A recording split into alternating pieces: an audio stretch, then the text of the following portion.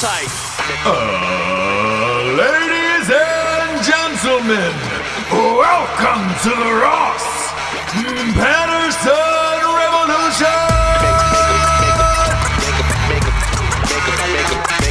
Brought to you by BlackRifleCoffee.com.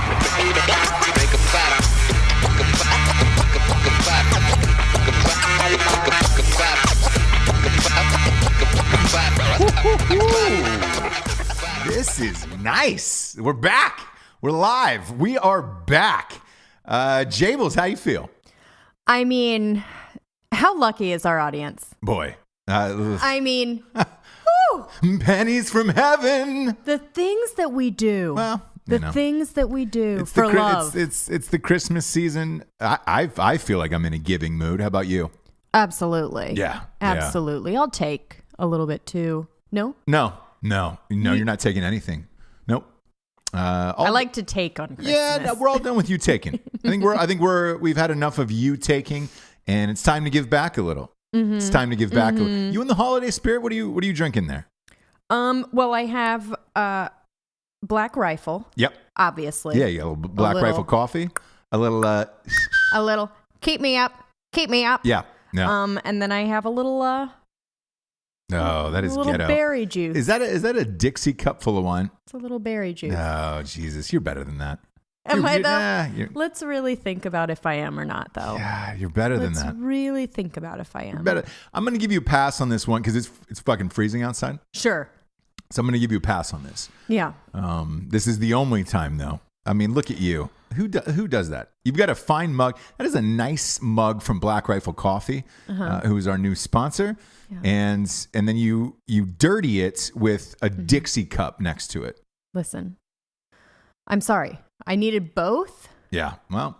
So what do you want me to do? Nothing. Do you know what I mean? Yeah. I needed both. You be you. You be you, Jabes. Continue to be you. That's all I can be. Continue to be you. That's all I can give to the world. I put a little whiskey in this coffee tonight. Did you? I'm not surprised. I'm not surprised. Bless you. Uncle. We're back, kids. We are back. We are live, and this is a nice feeling. Did you just check yourself out in the monitor? No. I like it. Who would do that? I like it. Who would do that? Animals would is what would happen. The opposite. We got a big show tonight. You're making a murderer guy. That guy just keeps getting buried. I've never seen anything like it. Maybe they did it. No, I don't know. We'll get to it after the sponsors. I have a hard time with that kid. That kid didn't do it. I don't get it. The kid did not do it. Really? I don't think so. At this point, we'll get into it. Borderline retarded. We'll get into it. We'll get to it. Get into it. I don't want to get too into it. And I'm not even saying retarded in like a condescending way. I'm saying retarded in like I think he might be on the spectrum. Like he's borderline retarded. Definitely very low IQ. It seems like he got taken advantage of. Yes. A lot. But we'll deep dive into that. But we got some sponsors who pay for this whole magic show to be on the air. First and foremost, we got some Black Rifle Coffee in the motherfucking house. BRCC. They are new to the game, true to the game, and now they're on Ross Patterson Revolution, which I'm fucking amped about. It is a premium roast to blend coffee, and it's veteran owned. How much more fucking American does it get than that? It really doesn't. Go to blackriflecoffee.com. Get a subscription to the month club.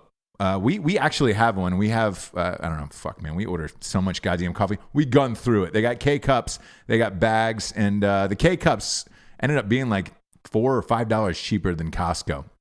And I was a fucking Costco dude from day one.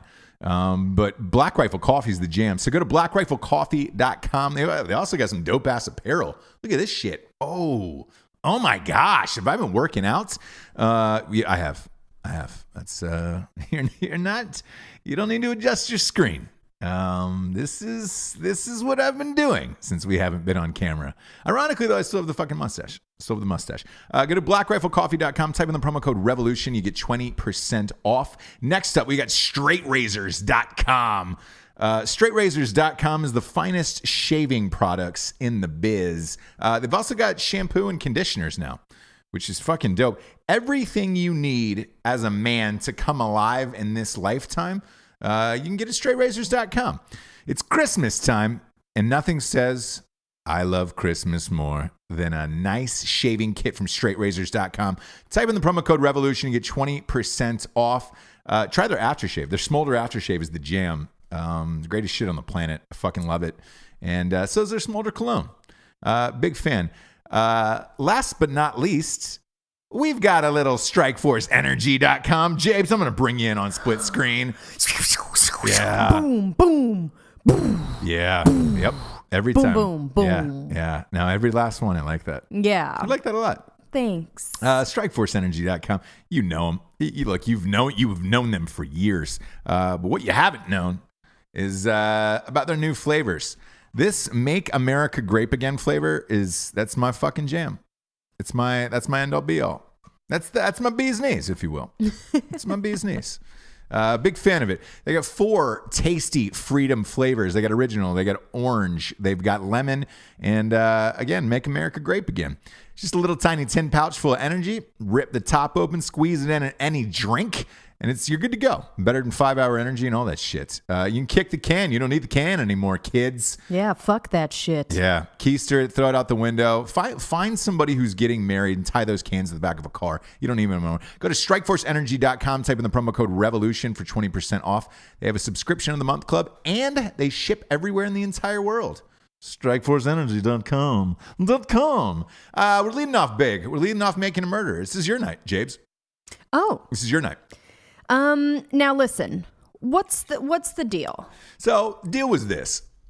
There was a fight for your right to get him out of jail and party, essentially, for Mr. Brendan DeHassy. Sure.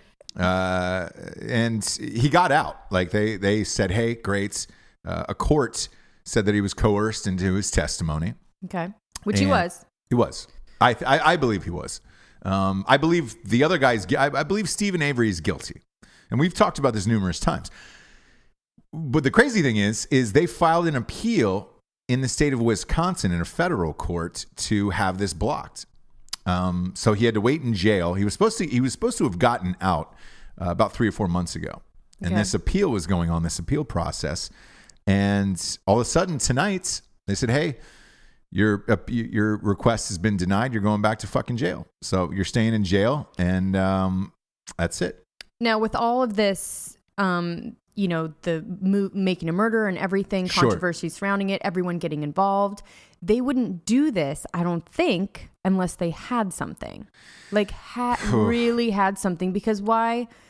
Everyone's watching them now. Do you know what I mean? If you have something beyond his confession, why isn't that out in the blue where it's like, all right, hypothetical, let's see. Out in the what? Out in the world, besides the confession. Because right now, they don't have anything with him at the murder scene or anything like that. Yeah, but they wouldn't disclose that to just... but the press court, or whatever. The court. So it would be in court. Right. But they would have said, hey, guys, no, we saw, well, that's going to be in the trial, or whatever.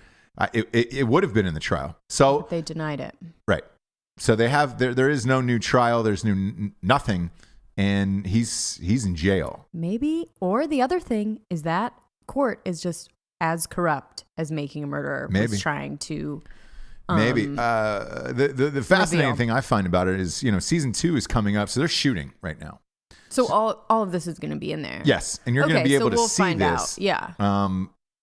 Allegedly, I don't know if they allow cameras in the court. Did they do for the first one? I don't remember. It's been a while now. I feel like this was 2 years ago. Yeah, I don't either. So you're going to have to rely on somebody else talking to you, and I guess maybe Brendan himself if they can get him on the phone. I don't know how that works. Yeah. So we'll see. It's fascinating because, you watch that show and I've said it a million times that I think Stephen Avery's guilty in some capacity. I don't think that kid was. I think that kid was over there when shit got fucked up and, there was nothing so he could do. So you think that he had nothing to do with it or didn't see anything or wasn't a part of getting rid of the body or anything like that? No, because again, I think he is on the spectrum of, So you don't think if he's not retarded, he might be partially or just, completely uneducated or well, they already said it was like really, really low IQ. Basically, is how they say. Yeah. Like, so exactly. So it's one of those things where I don't think he could have done this. That kid mentally done this. I don't think he did anything, but I think maybe, like he said, he went over there and either Steven had already done something or was like kind of doing something or whatever, and had him help bring the body to the fire pit. Mm-hmm. Do you know what I mean? Maybe. And maybe he didn't know what he was doing. He didn't know what he was grabbing, whatever. But that coupled with his weird confession equals like, sorry, one of the guys in the West Memphis 3 had like the same IQ as him. Sure. And that is the same thing that happened. Well, look, they got out. They got out a really long time later. Yeah. But that was the idea, is that he confessed, coerced into a confession. I think Stephen Avery is now out of chances. Like, I think he's done altogether. Yeah, he's done. But the Brendan Hassey thing, I would assume since he's younger, he's got more shots at this. But, I don't know that we'll ever know the real answer to that story. But I find it fascinating that they announced this on a Friday night and just kind of buried the story where it was, all right, great, that's it. That's all we got. Sorry, he's going back to jail.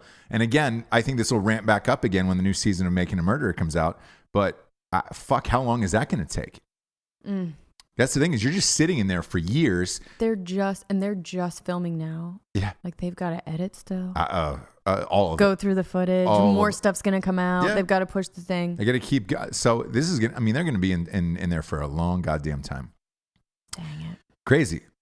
It's a crazy fucking world. But I do think that guy did it. So.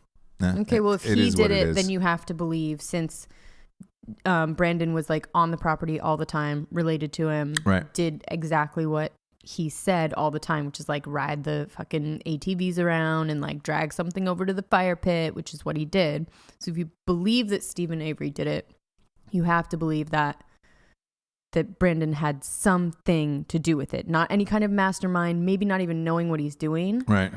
But if they're not going to take his IQ into account, it's like, yeah, he was a part of it. What can you do? Yeah, look, because for example, me, I am a mastermind. I'm a really smart guy. I took your low IQ into account when I wanted to hire you on the show. Yeah. And I don't know what I'm doing. You know what I mean? I just go along. Yeah. Okay. If this was, a murder, I needed a body dragged out, I would make you do it, obviously. And under the guise of what? What would you say? Wine? It's a box of wine. Yeah. Yeah, just grab this wine and bring it over. That's 80 pounds of jelly donuts I need you to take out Come back. on. And I'd be like, down. Yeah, exactly.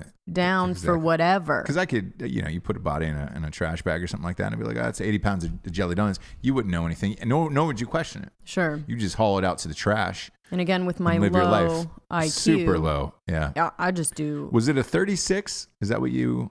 It was 70s. Okay.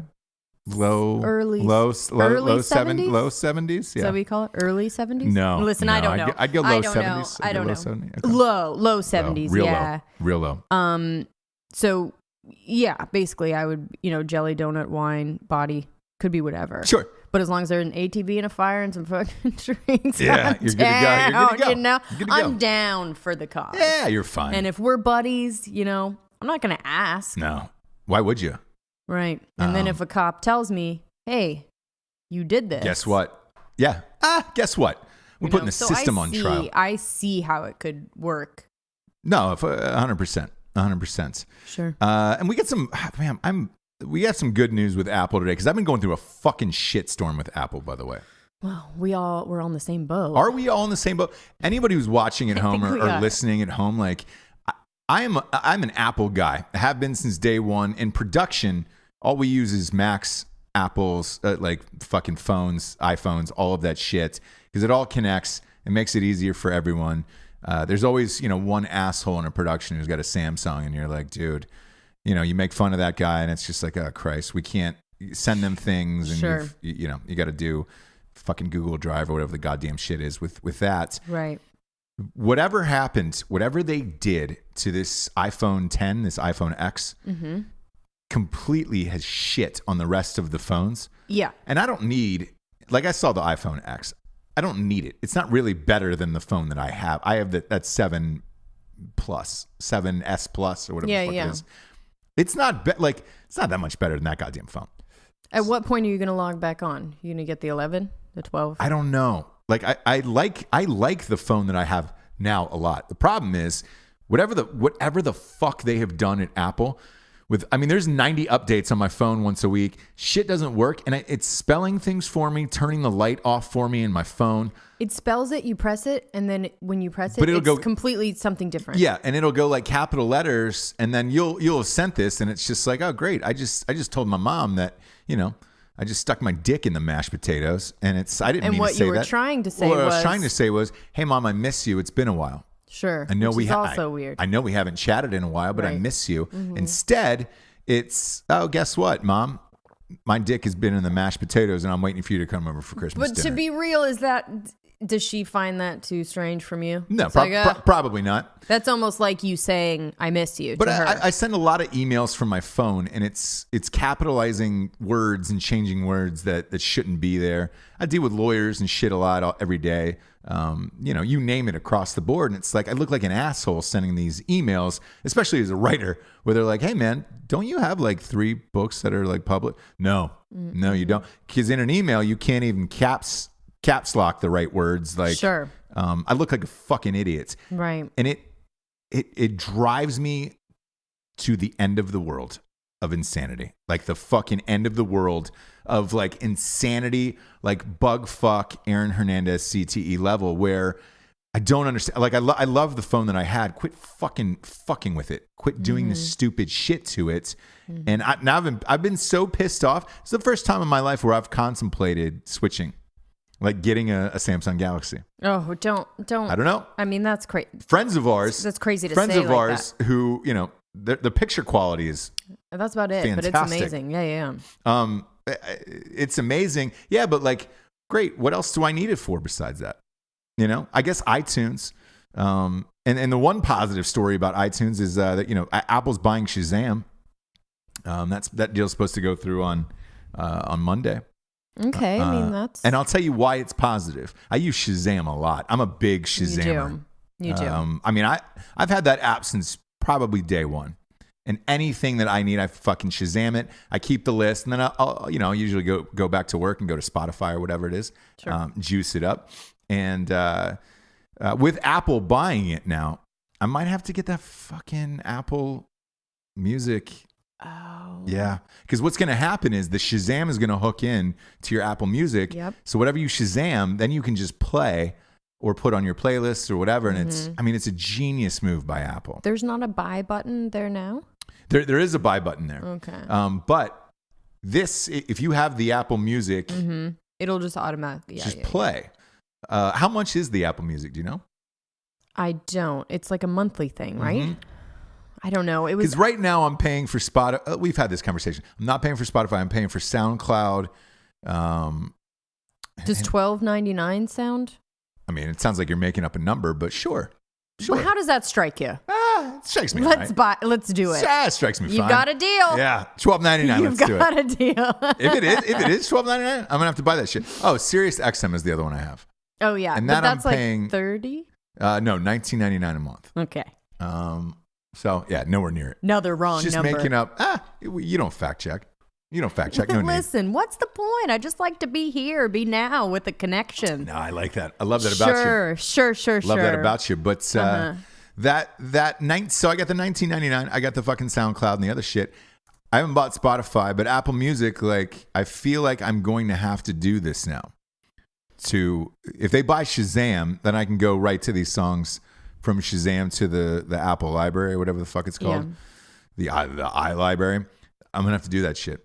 Would you do $14.99? Is that what it is?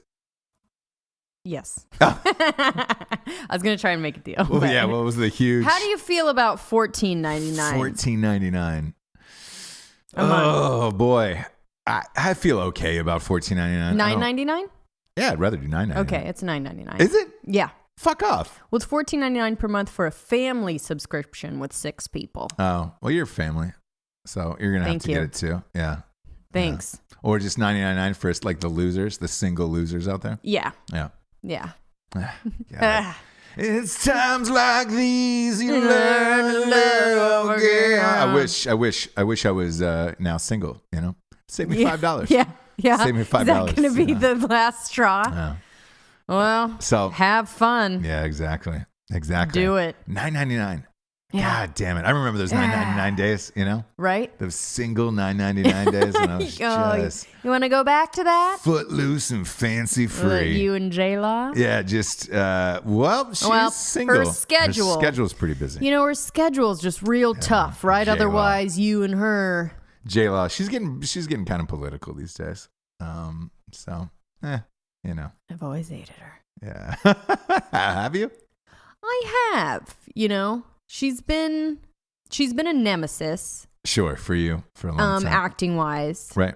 Not looks wise. Come on. Yeah, no. She can't compete. Yeah. But nemesis, and then I just started to realize that she's real annoying, and I've been over this before on this show. Sure. So I'm not going to do it again. I don't know. Yeah, real annoying, real. Her and Chrissy Teigen, right? Yeah. We're just so real. We like bacon. Yeah. Chrissy Teigen, she I fall. Yeah, she does the same shit. She does the same shit. So I don't know. Look, I'm sure she'll call and I'll figure it out then. But in the meantime, listen, if your guys' I know for a fact, if your guys' schedules ever lined up, bye-bye. Yeah. Bye-bye to me and your family. The other thing to consider though is that $9.99. Like, I really want to make that clear. That's going to be a big sticking point. Yeah. Where if I get bonus. if I get a chance to be single again and enjoy that $9.99 single plan on Apple Music, yeah, I'm going to shoot for the stars. Yeah. I'm going to keep my feet on the ground, but I'm going to shoot for the stars. Because J-Law is very independent too.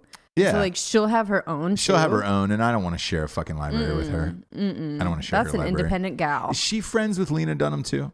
Yes. Oh God. You have confirmation of that? I have seen pictures of them together hanging out. Yeah. God. Yeah. It is. You were guilty by association on that one with me. Like, you get too far down the Lena Dunham hole. Because you guys would be dating, right? And she'd be like, "Oh, we're gonna meet a friend for dinner in Brooklyn or whatever," and you're like, I would hate her so much. I would walk out. I would walk out of the dinner. I couldn't even. Right. You know that about me, right? Have I told you these stories? Of what? If I don't like I have this fear, not a fear. I don't like to waste time. Well, that I know. But to an extreme level where I've walked out of dates and just been like, hey, this wasn't the thing. We should just call this later. No, that's mean. But after dinner or something or whatever, it's just a waste of time. Theirs, mine, the whole thing, and I can't say. If somebody showed up with Lena Dunham, I'd be like, get me the fuck out of here. Find me my straight razor. I'm gonna end this right now, right at the table. Sure. Right at the fucking table. Okay. And that guy she defended in the her writer and the hashtag Me Too. Yes. Did you know that the guy that he raped allegedly was Harold Perrineau's daughter from Lost? He's a famous actor. No. Yeah, he came out and made a statement today and was just like, I'm really proud of my daughter. And he was on Lost forever. He's been in a million fucking things. Oh, shit. And I didn't know it was his daughter. And it's financially, she doesn't need anything. So, right. And she didn't sue or press charges and I'm sorry, she didn't sue for any money or ask for any money. That's said, huge. Well, he and Lena Dunham said that she did. And then he had to go back and make his lawyer had to go back and make a retraction on that statement and say, no, we were misinformed. There was no money that was asked. And I was just like, come on, man. I can't fucking hear this. And everybody's selective shit about, who to believe and who not to believe, including Lena Dunham. I mean, she was the fucking initial champion of this shit. Right. And then when it came to somebody she knew, no, this didn't happen to my friend. And I've heard that a lot lately. The newest one is the Roy Moore accuser. Yeah. Whew. What about it? She got caught forging that yearbook. So the yearbook that was at the center of a part of it. Yes. Not the whole. His name was still in it. His name was still in it, but the year was forged, and that's the overall thing that they're having an issue with right now is how old she was. And so she had to go on and, with Gloria Allred and go to Fox News and all of that shit and say, hey, so I added the date later so that I could remember where I was and what year he did this. And then after that, it was a fucking, it was like dropping a loaf of bread in Afghanistan. I mean, the news had a fucking field day. And then all of the Republican Party, Trump and the rest of the GOP came out and supported him in the election on Tuesday because of this new evidence that had come to light. And I don't know. I don't know what to believe. I don't know anything about that guy really. And if he wasn't in the limelight for, running as a Republican for the Alabama Senate seat, I don't know that we would. Would we know any of this? Would any of these stories come to light? Like, I don't know. I don't know. But I mean, I believe, I'm not in a world where I'm going to say right now that I don't believe her. That her story. Why forge a yearbook? Like, it's just. He signed it. I get it, but you're writing the year and the date in there. And that's everything that is in question. Because this thing happened to her and she writes it later. But later when? Like, because the rumor is. After this? After the incident? No. It was a different time period. She's not saying when. They were asking her when. She's not giving an answer. So do you not believe her? I don't know. With all of these people, and again, I don't give a shit what party you're in. With it's all gonna of be these, really rough if he gets elected. Tell me about it. But with all of these people that are caught up in these accusations and all of this shit, the ones that I have the hardest problem with are the ones that are like 30 and 40 years old. Yeah. For sure. Like Roy Moore. Yeah. Why didn't you say something 42 years ago when this happened? In the yearbook, it said 1977. Right. Was when she wrote this date down. That was 40 years ago. But yeah, you're only saying something when he's running for an election? Yeah. Like, he was a prominent judge and all that shit for... Yeah, don't like that for sure. Many, many years. Yeah. Said like the Dustin Hoffman thing. Did she try to and somebody... No. So I all of these allegations are coming out now. The Dustin Hoffman thing. Again, that woman was 32 years ago, 33 years ago. There's a bunch of them that are going back in time where it's just like, hey man, if you were really this offended, or, Al Franken. Yeah. Al Franken's shit was a long time ago. If you were this offended back then, why is this now just coming to light? How do you feel about the guy that is stepping down because he asked someone in his office to be a surrogate for his baby, his family? That one I don't agree with. It's crazy, right? Yeah. I know people that have had trouble conceiving that have asked people at work, girl to girl, but still like ask people at work that they respect, that they're friends with. Absolutely. If they would ever think about it. It's a weird subject, but I guess the girl's thing with it was after she said no, he then treated her badly, got shunned, whatever at work. Well, the thing with all of this is, anytime it's out, that stigma never leaves you now. Whether you're guilty or innocent of whatever it is, that stigma doesn't leave you. And he left early, probably being like, fuck this shit. Exactly. Like, I'm not even going to deal with this. I don't want to fucking deal with this. Yeah. I'm sorry that I asked somebody this at work. But I mean, again, if he was like mean to this person or shunned them, or they didn't, they were treated badly at work because they said no. Right. Then sure. But if it was something that like they just felt uncomfortable, and it's uncomfortable, but he asked and sorry. Yeah. Yeah. So it's, again, all of these accusations, whatever happens with them, let's say some of them turn out to be not true. Yeah. Doesn't matter because you've already said it. Yeah. And you're not going to hear about that story anymore. It'll be a small print of like, oh, somebody got this wrong and this was wrong and whatever. Yeah. The latest one was Bryan Singer. I called that months ago.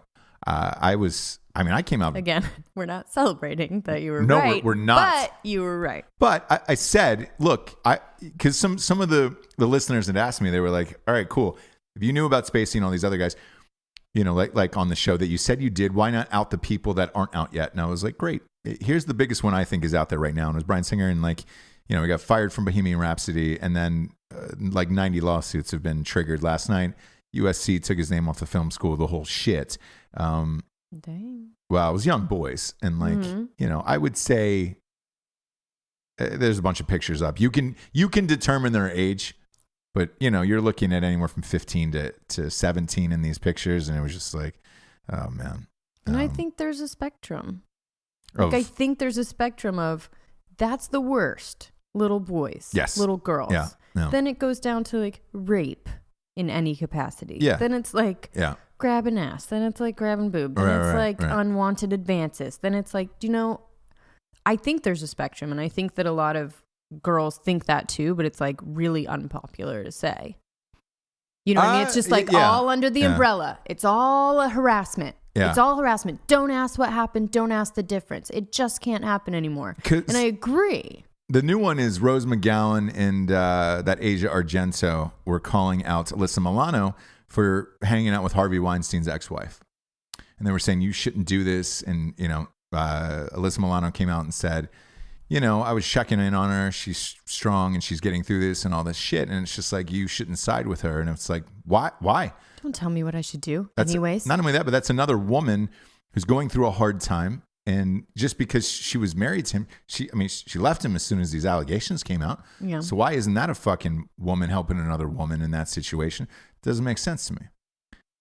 I haven't been particularly stoked with the comments that Alyssa Milano makes on Twitter, but like what? She's fucking hardcore political. Like, I mean, liberal. Every single second of her day is spent like there's no on just that. Normal fucking tweet of like nothing. I don't like that shit either. Nothing. And the other thing is, you know, she knew about the Corey Feldman thing, hadn't said shit about that until they made her. The Corey Feldman thing is real interesting. I don't know if you heard yesterday, they found his tapes. Remember he said he went in and told police what had happened to him as a boy? They found those? Found the tapes. 1993. Santa Barbara. And the Santa Barbara chief of police was like, hey, we made a mistake and we found those tapes he was talking about in that box. So they've got the audio recordings. So whatever he said, he went in and told police in 1993, like Corey wasn't fucking crazy. Wow. Yeah. So I mean, he is a little bit, but yeah, but if all of that shit happened to you, looking back on it now, you got to be weird. Well, if all this shit happened to you, one, and then you're trying to tell everybody what your life was like and no one believes you, and they constantly say you're a liar that was 24 years ago that he went and told the police what was happening to him. If you go in and you have these secrets for 24 years that you've been trying to tell people and nobody will listen to you, you're going to go nuts. You're going to go nuts. You're going to make weird ass music. Oh, boy. Right? Isn't that the first thing you would do? Fucking Feldman. I would just make weird fucking music. Yeah, so I don't know what's on the tapes. I don't know what's going to happen with those tapes, but they did locate him and they have them as of yesterday. That's fucking crazy. Are we going to hear anything? If he said he names names, so yeah. I imagine they've got to handle this pretty delicately, but you know, it'll come out in time. And it's going to be, I mean, because that's proving he's not a liar, and it's proving that all of this shit he's been talking about has been true. And, you know, everybody kind of brushed him away and dismissed him, and then they found these tapes. I mean, because it was the chief of police who was like, hey, we found these tapes. And they were like, oh, no. How do you just, like, brush that aside, like a little boy coming in and being I don't think it's necessarily brushing it aside, but, you know. They didn't do anything. At the time, Michael Jackson and all those guys were famous. Who knows who could have suppressed that, is all I'll say. Who knows who could have kept that evidence down and paid for whatever not to be heard or listened to. Or if memory serves me correctly, I think that was about the time that Michael Jackson was on trial with the other kid. So, oh shit, it was right around that. In Santa Barbara? Is that why he went to Santa Barbara? I believe so. So, yeah. Remember when he got on top of the limo and was just... Oh, yeah. He was his best self. Yeah. That was... There was a crowd, fucking you know, a Michael throng Jackson. full of people and all of that shit. That was one of the most surreal moments I've ever seen in my life. Right after that court victory. R.I.P. Yeah. But if it was, and let's say that it turned out to be that, how fucking crazy would it be to hear those tapes? Dang. They were hanging out all the time. So who knows? Who fucking knows? What I do know is this whiskey is really kicking Is in. it doing the trick? Really kicking in. And it's award seasons too. I really wanted to go see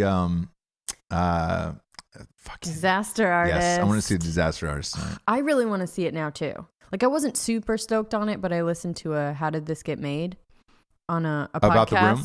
podcast about The Room. Yeah, and by the way, for the audience, for those of you who don't know, the Disaster Artist is based on the worst film ever made called The Room, and James Franco and Seth Rogen, and I believe Dave Franco is in it as well. They're those are the three reenacting how this movie even got made in the first place. Because it turned into a cult classic. Phenomenon. I love it. I own wonder. It. It's still upstairs on DVD. I wonder how far-reaching it is. Like if it's just an LA and New York, Chicago type of thing. I don't know. Or if people everywhere kind of understand the phenomenon that is The Room, where it started as this like weird, what is this horrible movie? And then these college kids at like USC got a hold of it, started like doing screenings and made it into this crazy cult that's like fascinating. And every time you watch it, there's like something new. And it's this weird thing that people can't figure out if he's a genius or mentally retarded. Like they don't know what it is. Look, I told you like off air that I lived right next to the billboard on Sunset. So I would see it every single day on the way home. And it was one of those things where between my roommates and I, we would always joke because we just moved to LA and we'd be like, oh man, we got to go see The Room at Sunset 5. And it was only at Sunset 5. That was it. So it wasn't playing anywhere else, but it was always playing at Sunset 5. And this billboard was up. And I remember asking somebody like, hey, how much is that billboard? And at the time, the billboard was $25,000 a month, which is steep because you're on the corner of essentially La Brea and Sunset Boulevard, heart of Hollywood. And this fucking billboard was up, but it was a shitty billboard. The billboard was shitty because the poster was shitty. So it was this guy in black and white. It was intriguing. But it was graining. Exactly. So you kept asking what it is. What is this? To the point where I thought it was a joke or maybe some type of art piece or something that I just wasn't in on the LA joke yet. And then finally I asked somebody, I was like, what's The fucking Room? And they were like, oh, well, it's like the worst movie of all time. Like it's at Sunset 5 or whatever. And I was like, all right, well, who's paying for this? And they were like, well, the guy is. I heard he's paying for the billboards, and I heard he's four-walling the movie. Four-walling means putting the movie in theaters himself, which you can do. You can do that with any movie you want. We could shoot, a porn tonight, and we could put it in a theater. Yep. I feel a little. Well, I ate a lot, so sure. I'm feeling a little bloated. Yeah, you're gonna maybe sit this another one out. time. Yeah, you're gonna set this one out. But you can put any movie you want in any theater if you can pay for it. Typically, it's about $5,000 a week. But you do get your box office receipts out of you get it back. So let's say your movie makes more than $5,000. Congratulations. They're gonna give you money back on that, and that's it. And you would think to yourself, shit, $5,000, that doesn't seem like that much money to make in a week. It is. You're still going to have to get, 500 people to go see your movie that week.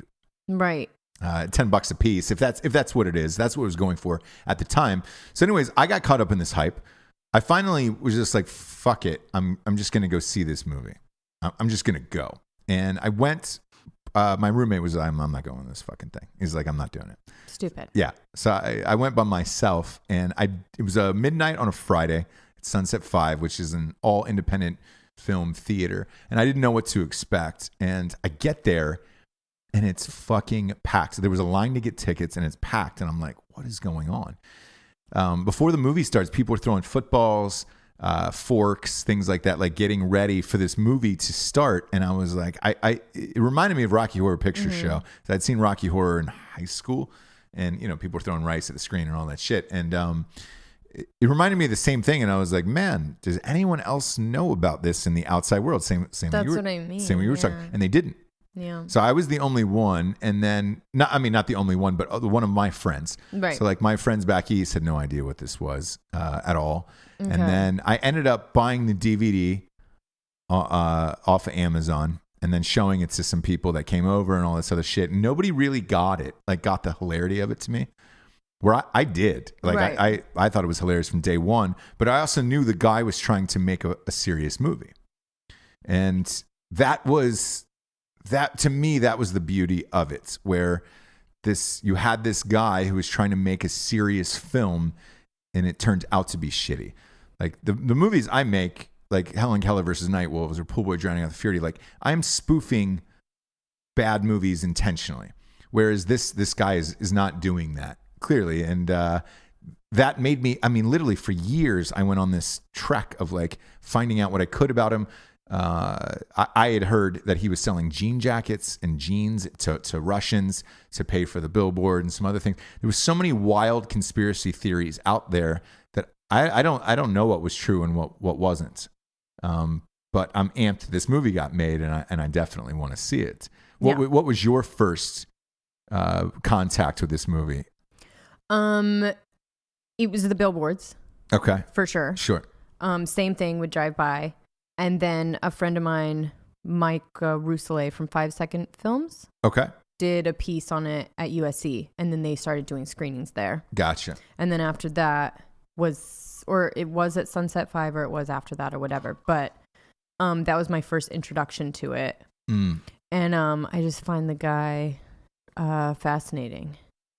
Yeah, because and there's something genuine about it, and this is why I think it went as far as it did, because it was something that anyone that moved to Hollywood or LA or whatever to act or to produce or do anything out there, you have this like, idea that like you could do it and you want to be this big movie star and you want to be sex symbol, whatever. So this Polish guy, Tommy Wiseau, came out here, wanted to be James Dean. Wanted to try and like disguise his voice and sound so American, and he just wanted to make a movie. And he was in like acting classes and met someone, had an acting partner that ends up being. Hi, Mark. Mark. Yeah. The guy that plays Mark is this guy, Greg, that is still his best friend and makes movies with him. But to this day, there's something really genuine about their friendship and just like what he's trying to do. And it's so stupid, but you're just kind of like, he did it. Yeah. So and B, like they did make a movie. They did make it, and they finished it, and they put it out, and that's huge. And the craziest thing about this whole story to me is what he came out here to do and genuinely set out to do.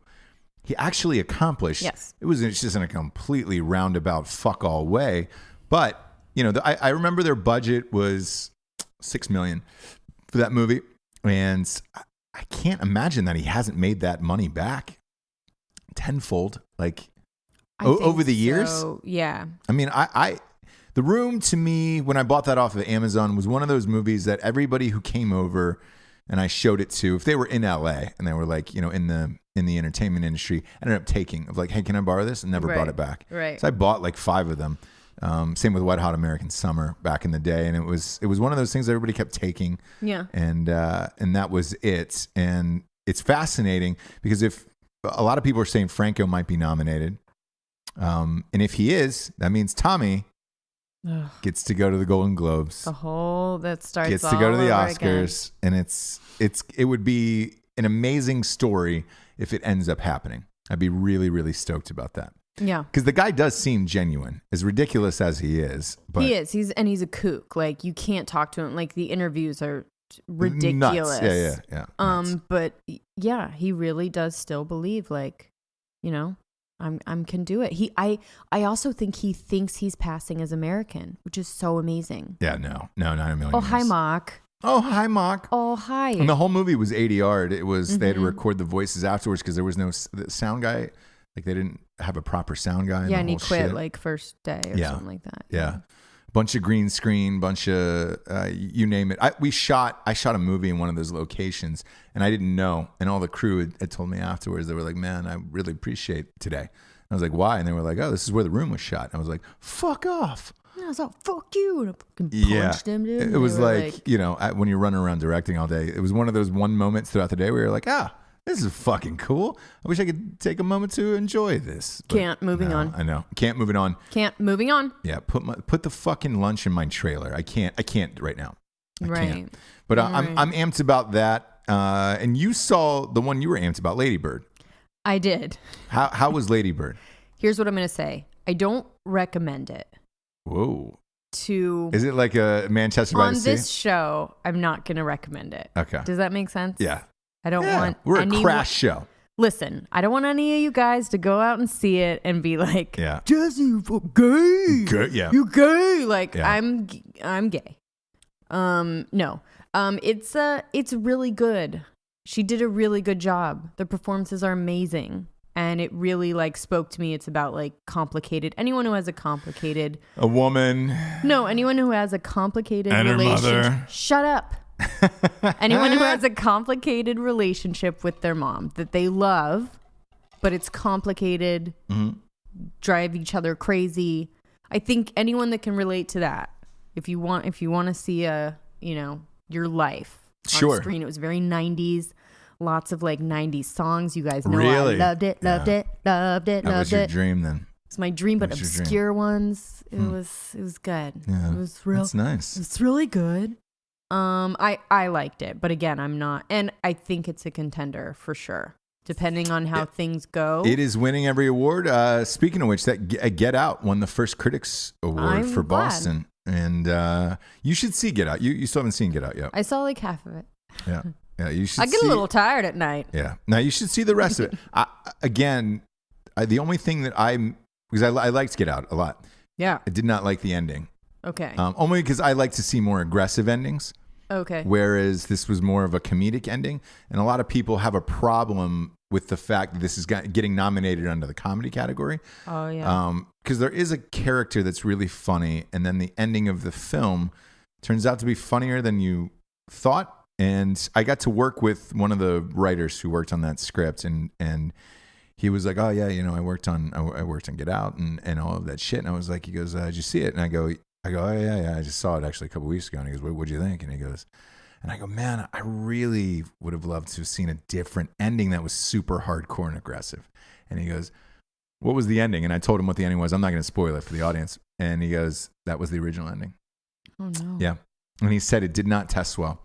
And of course not. And it said, they were at a screening. He said they were at a screening in Arizona, a test screening. Because they have a bunch of test screenings for audiences to see how it does for, normal people outside of LA. And they said the movie was off the charts, 90s all the way till the ending of the movie, the original ending. And then they just fucking started voting it down over and over, just mashing the button. People get this out of my need face. everything to be buttoned up on a nice like bow for you. This ending buttoned it up. I will say this. So you had a firm ending. It was just an aggressive ending. And we've talked about this before where there was one project, 50 Can of Call Girl, where I wrote a super aggressive ending, and this director said he would not do the movie if that ending stayed. So I ended up changing it. I did give the script though to a bunch of people who I trusted at the time, and they were like, "Oh yeah, we don't want to see that character go like that." And I was just like, "You might not, but I do," and I think the audience would understand. And it's one of those things where you make that decision and you'll never know, right? Because once it goes out in its form, whatever form that is, then that's it. The audience will only know that. And it's, whenever you see these DVDs or Blu-rays that are re-released that say, "Oh, we've got an alternate ending," or "You should see what the other ending was going to be." I don't care. I don't want to see it. Right. And I want to see whatever the decision was then and move on with it. Yeah. I heard Game of Thrones is shooting like 15 different endings in case the original gets stolen. Yeah. Which I don't agree with either. Well, I mean, look, somebody stole their whole last season. Yeah. Somebody hacked into it. So Yeah. I don't agree with that at all. But, I like with writing and filmmaking and stuff like that. I'm more of like on the Robert Rodriguez scale where you write what you're feeling at the time, you shoot it, and then put it out. If it doesn't do well or people aren't happy with certain aspects of the movie, you live with that and move on. Otherwise, these books and movies and all these things that you do, you could sit there and tinker over these things for years. You could sit and fuck with any one individual movie for years and years and years. You went through it on one. I went through it on another. And, does it make your movie better in the end? I don't think so. I personally think when you think about things too much or tinker with it, you mess it up more. But do you know what I mean? Yeah, 100%.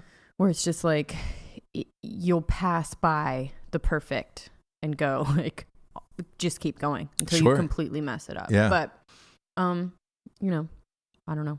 So with Get Out, I think all the accolades and everything that it's getting is deserved. Me personally, I just wanted to see a more aggressive ending. Sure. I like that type of shit, and I was happy with. CBS announced that they're remaking Twilight Zone, so they're going to remake that, and Jordan Peele, who did Get Out, is going to be doing that. Oh, nice. Yeah, and I think that's the guy to do it. Or whoever did the Black Mirror series. That's what I mean. I kind of feel like Black Mirror is the new Twilight Zone. Yeah. So I do too. If they do, cool. But look, Jordan Peele would be great on that. Like, because that's what Get Out was to me. Get Out was a really, really great Twilight Zone episode where you were like, oh fuck. Yeah. I all the way up until the end, I didn't know what was going on the whole time, and I love that, because usually I figure a movie out and I'm like, all right, cool, and I'll sit there and try to pick apart like writing aspects of it. Yeah. Forget out, I couldn't figure out until the end. Then I was just like, oh, all right. I mean, I'm talking like the last 2 minutes. I was just like, fuck, all right. I wanted to see this other thing happen and didn't, but sure. But I enjoyed the movie nonetheless, and I'll be enjoying those screeners that come my way. Rumor has it Phantom Thread is in there. Really? Yeah. That is the DDL movie that I have. Where he puts on his socks for 3 hours. God damn it. In different ways. The reviews have been fantastic. Super stoked about it. If that comes to the house, then I can just enjoy DDL in the privacy of my own home. Sure. And his last performance and not have to deal with the public. Right. So to this day, that Michael Rappaport story when he was on our show made me laugh to no end. I know, but I also like the idea of you leaving your family on Christmas Eve or whatever, Christmas Day. Yeah, and going to go and see DDL. Yeah, his last performance. I also like that kind of story too. Yeah, it's nice. Mm-hmm. It's a nice thing. What's up, deadbeat? Yeah, what's up, deadbeat? What's up, deadbeat? Yeah, sleigh bells ring. Are you listening? Just come home all G'd up on edibles. Mm-hmm. Last but not least, by the way, your Yankees. Boy, I mean, just starting off the winter strong. Don't hate me. That's your team. They got Giancarlo Stanton. How is that possible? I mean, you go between him and Judge. Now they had 117 home runs last year. That's fucking incredible. I mean, that is on paper. That looks like the Golden State Warriors, where you're like, oh my God, this is the greatest team ever. Yep. Their pitching is still a little suspect, but the rest of that lineup, boy, I don't even know if you need pitching at that point. No, you could probably just throw a jugs machine out there and just put the balls in, and you're good to go. You're good to go. That's one of the greatest lineups I've ever seen. I mean, you're leading off with Gardner right now. Yep. Judge is probably in the 2 hole. I thought it was 3, but yeah. Well, you're gonna have to switch that lineup now. Yeah. So maybe you go DD 2, maybe you go Judge 3, Stanton 4, Bird 5. Like fuck, Sanchez 6. That means Sanchez would be 6 still too. I think you push DD towards the end and move Sanchez up and go. Just so he'll be at the top. You get another at bat out of Sanchez. I mean, fuck, that is the craziest. That's the craziest lineup I've ever seen. So people they're going back to hating us. Yes. Yeah. There was one year you guys had when it was all your farm system and we got close. And the Dodgers were buying everybody. Now, you were 1 game away. You were 1 game away from the World Series. And then you buy the NL MVP and put him with the AL MVP essentially on that team. Mm-hmm. The Rookie of the Year and Aaron Judge. It's going to be amazing. Sorry, I'm not sorry. Yeah, no. Ticket prices are going to be insane. God, those tickets already are you're looking at fucking $1,500 a pop for right behind the dugout. I can't imagine now.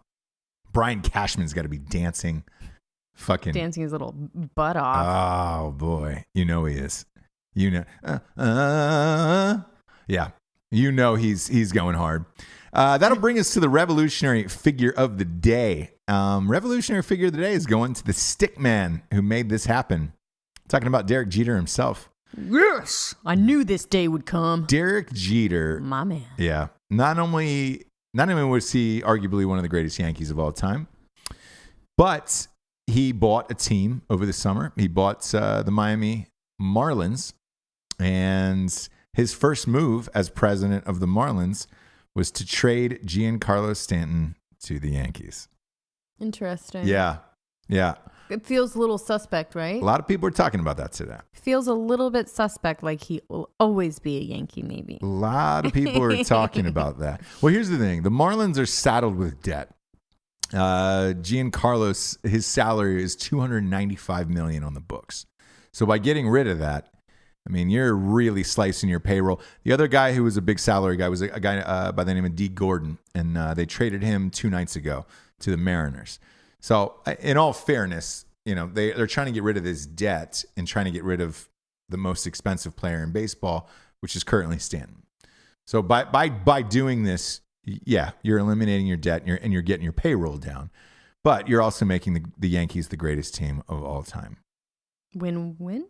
Yeah, I guess. Win, lose a little bit, then win sometimes? I don't know. I mean, look, if you're rebuilding like this, like the Marlins are, you've got to start over from scratch and then kind of work your way up with, you know, great picks, draft picks, farm system, all of that shit.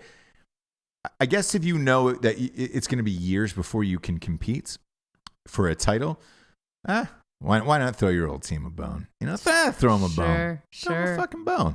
I'm in. Listen, I'm okay with it. The craziest thing was they said that they might have enough salary cap for Bryce Harper after this is over next year. If they get Bryce Harper on top, I mean, I quit. Like Major League Baseball should just quit at that point. Yeah, for sure. You know what I kind of love too is that Jeter bought like a team that A-Rod would probably love to own. He was in another group that was vying for it. And I think that's probably part of it too. Jeter got it at the last second. Fuck that. Oh yeah. I'm getting this. You dummy. You dummy. Yeah. I think Jeter would have liked to own the Yankees, but you know, you got Steinbrenner Jr. who's there, and that fucker's not going to die nor give up the team. No. So I think Miami was his next best bet, and especially who he is. You know, you're looking for a new face of that franchise and all of that shit to lead the team. Kind of like Magic and the Dodgers. You know, Magic came to the Dodgers and made them competing for a World Series within 2 years, 3 years. Yeah, because people are going to want to play on that team because he owns it, purely because he owns it. The only problem is they just don't have the type of money that the Dodgers and the Yankees do. So I don't know how that shakes out. Well, he's just going to have, they're going to have to just like scout, find fucking... I guess, it's hard and it's time consuming and it takes a lot of time. Whereas Magic and those guys could come in and buy a sweet team, and you know, they get money to spend on free agents and things like that. Miami Marlins don't have that, so it'll be interesting. It'll be interesting because Jeter's not a guy who fails. No. You know, and it's Jordan failed when he became an NBA owner. Really? Oh yeah. He owns the Charlotte Hornets and has for years, and they've been fucking awful or fringe like the last playoff seed. Like they've never done anything, and he's viewed as a colossal failure as an owner. So we'll see how long Jeter sticks in it, keeps going with it. It's Jay-Z, same with Brooklyn, you know. Yeah. Brought the Nets to Brooklyn and then was like, oh, they're shitty. I'm getting out of here. See ya. I'm going to get out of here. I think Jeter will stick with it. I think he so. He just seems like that kind of dude. I think so. I'm curious to see what happens with him. Because I don't know. He's one of those guys you don't know much about. He's quiet. So who knows? Who knows what his thought process is? I know he's fucking gangster because of, you know, how long he played and how hard he played. Oh, yeah. But him as an owner, I don't know. His foot fell off of his body. Oh, yeah. His foot just fell off. Gruesome injury. Surprised he came back from that. Nowhere. It just fell off. Yeah. So. Routine play just fell off his body. Just fell off his body. Yeah. Well, he was fucking old. Sure. But. Sure. So it's him and his model wife, and they're just gonna, live in Miami and be beautiful people down there. Boring. Have fucking fun. That's what they do. That's what they do down there, dude. Gross. Now. I'm down. Last but not least, we are hosting a fundraiser. That's right. For one of my beef fries who's on the show, Clayton Crawford. Go to the crawfordfoundation.org. Mm-hmm. And you can get tickets December 18th in Birmingham, Alabama. So if you're in the area and want to pop by, go to the crawfordfoundation.org and join us. We'll be having some drinks. I'll be emceeing it. I got invited to host it, and super grateful for that. And all the money goes to charity for the holidays, which is a nice thing. Yeah, we'll hang out. There's going to be music, amazing food, dinner, sit down dinner. It's an awesome event. It's going to be an awesome event. It's a tiny bit pricey, right? Yeah, but it is. That's going, what it is. It's a fundraiser for charity. Yes, so, it's going to a really good cause in the Alabama area. Yeah, so if absolutely. you're around there and you want to, do something that's going to benefit and give back to the community, state, and your town and stuff. So it's actually really cool. Yeah, it'll be awesome. And then in Wilmington, North Carolina, on the 20th. We are hosting a live show at Wilmington Brewery Company, my fave, WBC, my fave. Yep. Wilmington Brew Co. We'll be going from 5 to 10 there, and that's free. Free? Just buy some beers, hang out. Beers are like $5, and they get those sneaky gooses. So good luck. Ooh. Keep it cool, guys. They got a few beers that are over 10 on the ABV scale. So good luck to you. We will be as trash as you. And I think we're going to shoot it as well. So you'll be able to see it, the video of that. We're back, kids. We're live. We're doing audio and video. The movie's over. The movie was a bitch, by the way. Yeah. God, these fucking movies, man. Yeah, it was good, though. It's really good. And by the way, the movie's Drinking Bros Live, the Shea Bugle Tour. There's a lot of people have hit us up and be like, dude, I love your live shows. Why'd you stop doing it? We were on tour over the summer. Then I was in LA directing and editing the fucking movie and all that shit. And it's just so time consuming that literally the movie came out, 2 weeks ago?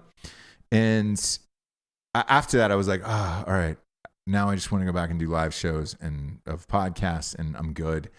Just the trials and tribulations that go on with any movie are always so grueling that you're like, all right, good, I'm done. And you always think it's your last, every single one. No. You're just like, no. You forget. I know. Why? I forget. Why? It's with anything. God damn it. It's with anything. It's crazy, though. Mm-hmm. I just, you go through it and you're like, oh, we're out. Yay. And then, you're like, I'll never make another movie. 4 months later, we'll make another one. So, it is what it is. You can check out the Drinking Bros live tour, the Shaved Eagle. That is on every digital device there is. You can enjoy that over the holidays. The ho-ho holidays. For Jesse Wiseman, a.k.a. the Jables, I am Ross Patterson. This is The Revolution. Good night, everyone. Good night.